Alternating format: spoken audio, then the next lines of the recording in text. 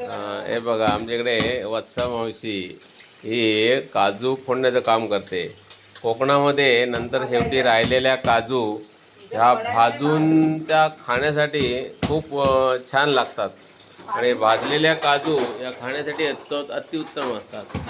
काही वेळा ह्या बाहेर आता हल्ली नवीन बॉयलरमध्ये काजू काढायला जातात, पण त्याच्यापेक्षा ह्या भाजलेल्या काजूंची चव अप्रतिम असते.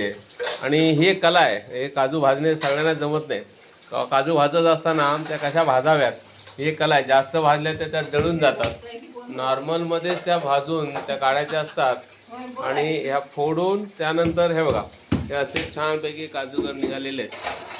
खूप सुंदर अशा काजू भाजल्या गेलेल्या आहेत. एक पातळ पत्रा घेऊन खाली विस्तव मिळून त्या भाजल्या जातात आणि भाजत असताना त्याचा अंगावर चिक देखील उडतो. ते सांभाळून करावं लागतं आणि ही कला आहे. सगळ्यांना जमत नाही आणि यांना ही खूप कला अवगत आहे. खूप वर्षापासून हे काम करत असल्यामुळे आम्ही त्यांना तिथे खास करून बोलावतो आणि मग आम्हाला भाजून देतात. आणि असं उद्या आषाढी एकादशी आहे. उपवासाला मस्तपैकी भाजलेले काजूगर सुंदर असे कोकणात खायला खूप मजा येते. धन्यवाद.